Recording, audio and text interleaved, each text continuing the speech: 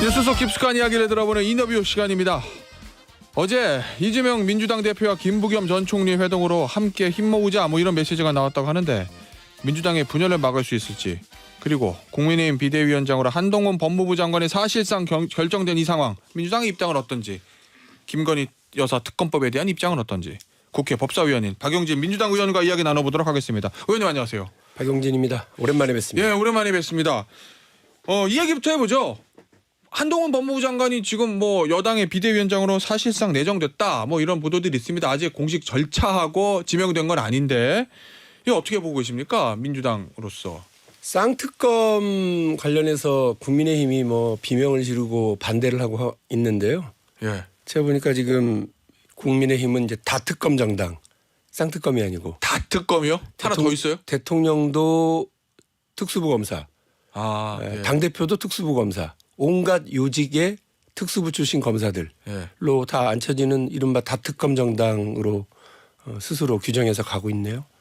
그러면은 한동훈 법무부 장관이 이제 비대위원장 왔을 경우에 민주당의 공세의 포인트는 대통령도 특수부 검사, 여당 대표도 특수부 검사, 검찰 공화국이냐 이렇게 가겠다는 말씀이신 거죠? 해도 너무하는 거죠. 방송통신위원회 위원장도 특수부 검사. 예. 경악을 금치 못하는 일들이 너무 많잖아요. 예. 예. 그런데 이제 당 대표도 특수부 검사 출신으로 가서 앉히겠다. 감히 이순신 장군의 비유해 가면서. 예. 그래서 저분들이 저렇게밖에 안 되나 하는 생각 많이 하고 있는 중입니다. 자, 그러면 박용진 의원 얘기를 들어보면 이제 검찰공화국 프레임을 이제 민주당 펼치겠다는 얘기인데, 한동훈 장관이 비대위원장 오는 게 민주당에서 전략적으로 분석을 해보면 몇몇 의원들은 한나 땡이다 이런 얘기를 하긴 하더라고요. 땡큐입니까? 아니면 그래도 뭔가 한동훈 장관이 가서 판을 확 바꾸면 민주당한테 좀 불리해질 수도 있지 않을까 이런 걱정도 있습니까?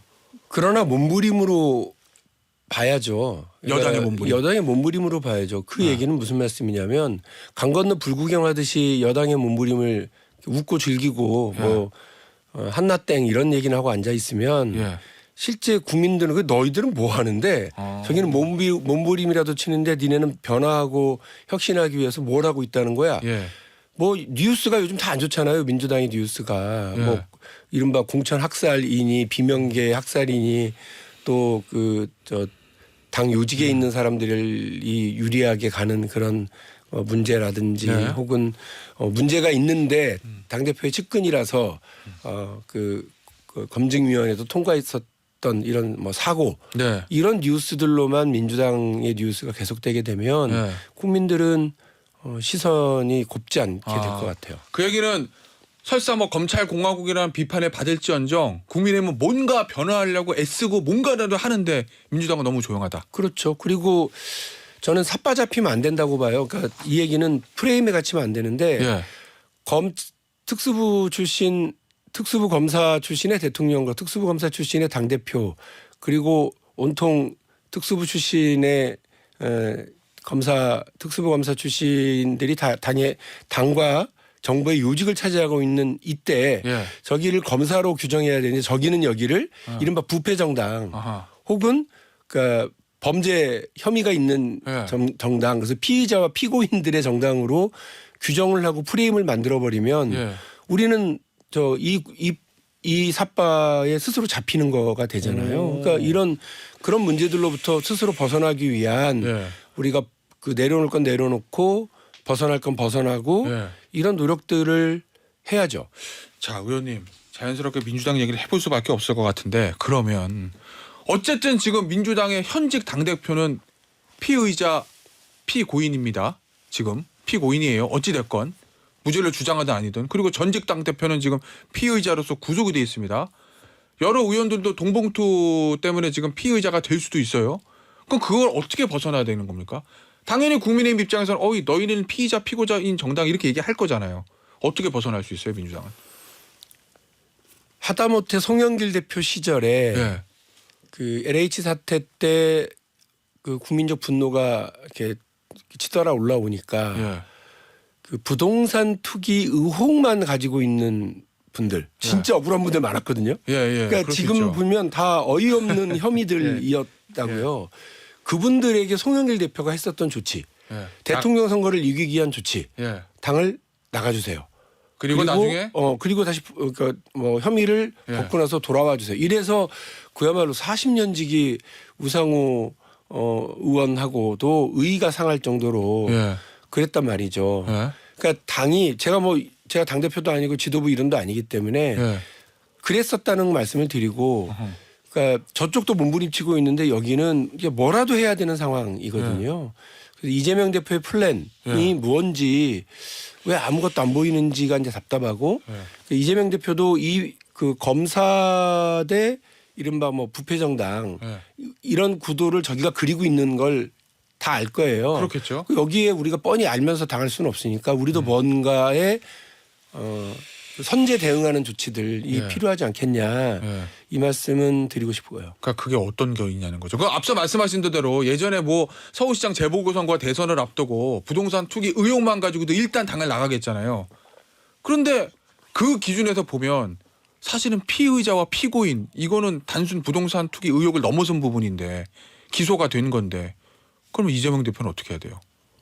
그 기준을 그대로 적용시키면 더 강한 조치가 나와야 되는 건데. 지금 당을 나가네 마네 뭐 이런 쪽으로들만 이렇게 그 시선이 몰려 있는데 예.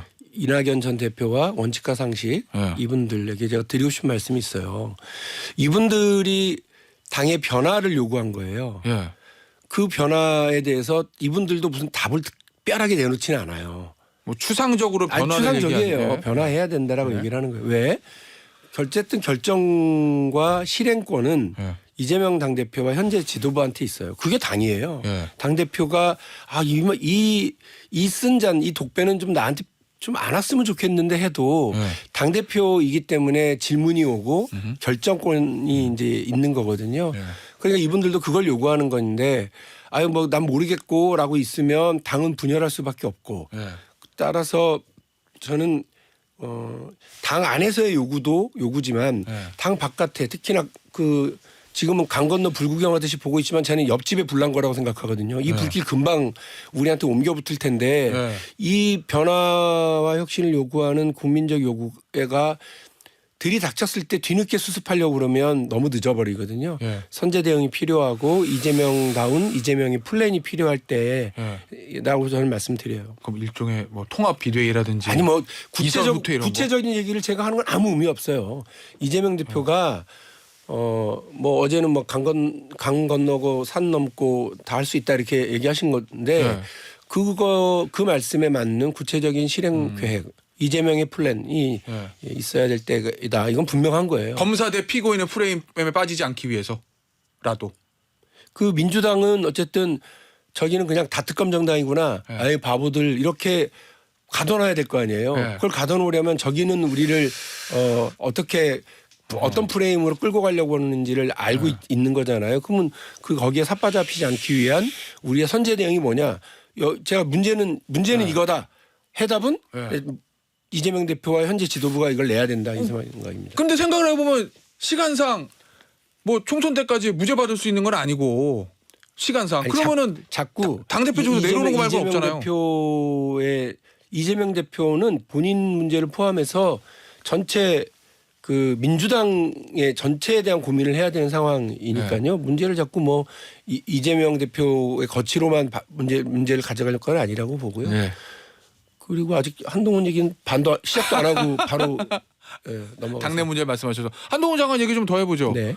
그래서 검찰공화국이란 프레임에 빠질 수는 있지만 국민의힘 쪽에서 피고인 프레임으로 받아칠 수도 있다. 이 걱정이신 거잖아요. 근데 그 이전에 네. 한동훈 장관은 일단 그 계산을 하고 가셔야죠. 무슨 계산이요? 법무부 장관을 하시면서 이민청 얘기를 하고 온갖 광은 다 팔았잖아요. 예.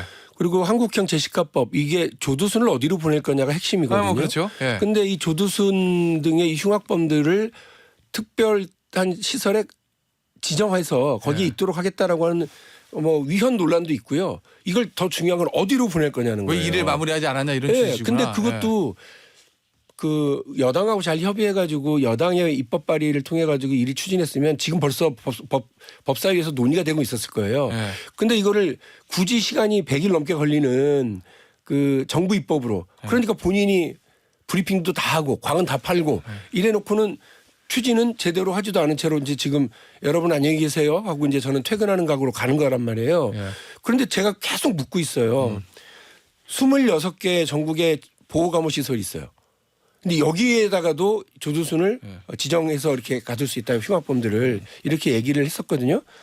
서울 양천, 송파, 도봉, 인천 서구, 수원, 화성, 의정부, 춘천과 강릉, 대전, 광주, 청주, 제주, 부산, 대구 다 있어요. 전국에 26군데. 예. 어디로 보내겠다는 거예요. 근데 그런 이런 얘기는 예. 피해요. 이제 뭐 당연한 얘기. 예. 그 조두순이라는 이런 흉악범들은 국민의 불안으로부터 격리해야 된다. 그런 얘기는 초등학생도 하는 얘기고. 예, 근데 뭐 총론만 잡아놨으면 나머지 강론이나 구체적인 플랜들은 후임자가 해도 되는 거 아니에요? 문제는 그런 거죠. 이제 좋은 얘기만 하고 예. 광만 팔고 뒷수습은 안 하고 그래서 제가 계산하고 가야 된다는 말씀 예, 드리고요. 알겠어요. 알겠습니다. 예. 그리고 그제죠. 예. 그 김건희 여사의 명품백 수수 관련 의혹 아하. 논란에 대해서 이거를 세상에 몰카 공작이다. 예. 이렇게 규정을 하대요. 이거는 말이 안 되죠. 그럼 국민들에게 여러분 김건희 여사가 피해자입니다. 이분을 보호해야겠죠? 이렇게 얘기하는 거잖아요. 나쁜 사람들에 의해서 공작당한 거니까. 예. 그 어느 국민들이 그렇게 생각해요? 아니 명품백 그 수백만 원짜리 명품백을 아무렇지도 않게 받았고 예. 그로 인해서 그 대한민국 최고의 권력을 가진 권력자의 배우자가 그런 걸 아무렇지도 않게 받은 것 때문에 여러 가지 문제가 있고 실정법 위반 혐의도 있으니까 이게 지금 서울중앙지검하고 공수처에 고발된 내용도 네. 다른 게 아니라 이 혐의라고요. 근데 갑자기 법무부 장관이라는 사람이 이른바 그러니까 그 로우 법을 다루는 게 아니라 네. 사회적 정의인 저스티스를 다루는 사람이 이거 몰카 공작이야라고 얘기를 하는 순간 김건희 여사를 잘 지키도록 수사해라.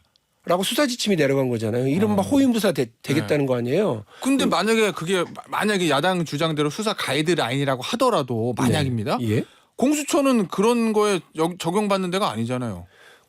지금 수사를 공수처에도 고발이 돼 있다면서요. 근데 이게 공수처라고 그러면 네. 검찰은 공직자냐고요. 내가 볼 때 공수처가 이 일과 관련해서는 뭐 안 할 거다. 할 수 있는 게 아닌 것 같고요. 네.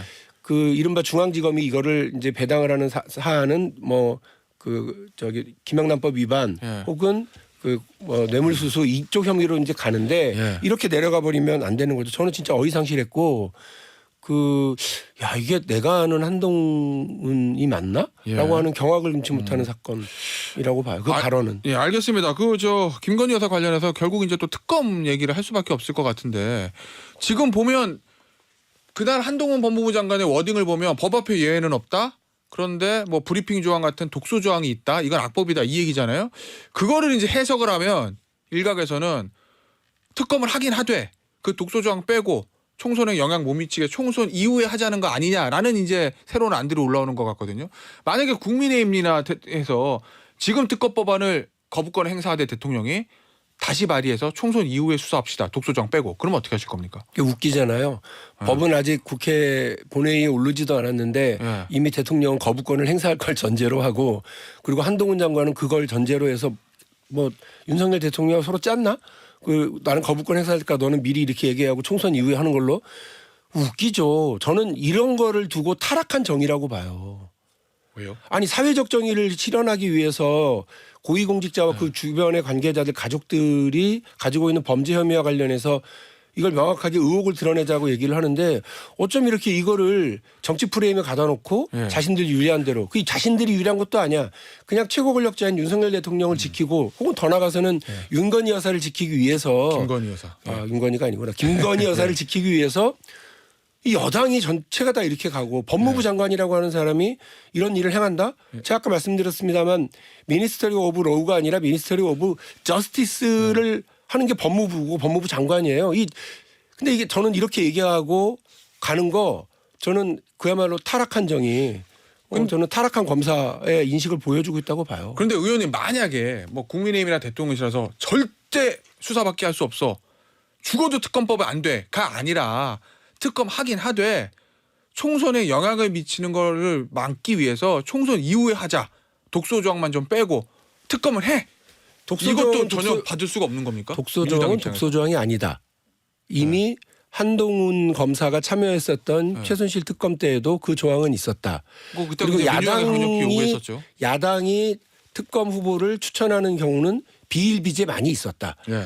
그러니까 아전인수도 저렇게 하면 말씀드렸던 타락한 정의의 모습을 정확하게 보여주는 거고요. 그러니까 내로남불도 이런 내로남불이 없죠. 네. 그러니까 그런 얘기하지 마시고요. 그 국민적 공감대가 높고 또 국민적 의혹이 분명한 김건희 여사와 관련된 특검에 대해서 대통령이 받아들이는 것이 순리다. 그것을 이미 정치적으로 여당과 한동훈 법무부 장관과 대통령이 짜고 저러는지는 모르겠지만 총선 지나서 보자라고 하는 말도 웃기기 그지없는 제안이라고 봐요. 그러면 28일 날 일단 민주당은 해야 할 일 할게요. 그럼 언론 브리핑을요. 네. 예를 들면 조항이 뭐 유지된다고 가정하고 예. 그거를 꼭 총선 전에 해야 되는 이유는 뭐예요? 총선 후에 수사하면 큰일 나는 거예요? 언론 브리핑을 총선 전에 아니, 하자고 하는 아무도 안 했고 특검 자체를 총선 이후에 해서 하면 안 전이든 되는. 후든 네. 이미 이제 도이치모터스 사건 관련해서 이 얼마나 많은 의혹이 얼마나 지지부진 질질질 끌려서 여기까지 왔습니까? 네. 그러니까 이 문제와 관련해서 더 시간을 끌자라고 하는 제안에 대해서 저는 오히려 그게 정치적인 계산이 있는 예. 건데 원래 이렇게 안 했잖아요. 거학과 관련된 수사는 더 따박따박 하셨던 분들 아니에요? 근데 그 거학으로 자신들이 지목되고 자신들이 수사 대상이거나 그 연관된 사람으로 되니까 어쩜 이렇게 물러터진 태도를 보이고 어쩜 이렇게 타락한 모습을 보여요. 제가 오늘 이 타락한이라고 하는 단어를 계속해서 반복하는데 예. 저는 정의로운 검사로 기억해요. 검사 시절에는 이분들. 알겠습니다. 근데 이럴 수가 없죠. 그 사람에게 충성하지 않겠다고 했었던 분들이 한 사람을 지키기 위해서 이렇게 타락한 법 제도를 지키기 위한 역할을 했었던 분들이 타락한 인식을 법제도와 관련된 타락한 인식을 보이는 거 실망 대실망이고 경악을 금치 못하고 있는 중이에요. 알겠습니다. 자, 당내 얘기 마지막으로 좀 얘기를 해보죠. 어제 이제 죄송합니다. 이재명 대표하고 김부겸 예, 전 예, 총리 예. 만났는데 김부겸 전 총리가 했던 얘기들 이낙연 대표 만나라. 그리고 연동형 비례대표 이제 받아라. 요게 이제 사실은 비명계 쪽에서 주장하는 거랑 거의 일치하잖아요. 예, 말씀드렸잖아요. 네. 반복도 반복되고 있는 거예요. 네, 똑같은 얘기인데. 박용진이 하든 원칙가상식이 하든 이낙연 대표가 하든 김부겸 전 총리가 하든 네. 똑같은 얘기들이고 당내 많은 의원들도 그 얘기들을 하고 있는 중이에요. 그래서 그야말로 이재명의 플랜이 제시돼야 될 때가 됐다. 네. 그 말씀을 드리는 거죠. 이재명 대표 어떻게 할 거로 보십니까? 결국은 작은 차이 넘어 큰 길로 함께 가겠다. 말은 참 좋은 말인데. 좋은 말이죠. 이게 이제 모든 정치인들이 말은 좋은데 행동으로 옮기는 게 중요한 거 아니겠습니까? 제가 그래서 그 말씀을 드리는 거예요. 이재명 대표가 저는 그동안 잘 해왔다고 보고 예. 그때 답을 내놓는 일에는 이제 익숙하게 해왔기 때문에 이번에도 답을 내놓겠다. 근데 늦지 않게 내놔야 된다. 네. 그리고 하나 더 말씀드리면 이낙연 전 대표님 그리고 원칙과 상식의 의원님들 시간을 조금 더 가집시다. 12월 말이라고 왜 굳이 그래요? 예. 12월 말이 지나고 달력이 1월 달로 바뀌면 세상이 확 달라져요? 그러지 않거든요. 정치에 시간을 정해놓고 쫓겨서 초읽기식으로 정치하는 건 아니라고 저는 압니다. 시간을 좀 더 가지시고 서로 대화를 좀 했으면 좋겠고요. 이재명 대표가 대화의 장과 만남의 시간을 좀 가지셨으면 좋겠고 그리고 원칙과 상식이든 이제 이낙연 전 대표든 시간을 조금 더 가지시죠. 12월 말이 아니라 1월 달에 저도 노력하겠습니다. 민주당의 많은 의원님들도 노력하실 겁니다. 알겠습니다. 여기서 마무리하도록 하겠습니다. 더불어민주당 박용진 의원이었습니다. 감사합니다. 고맙습니다.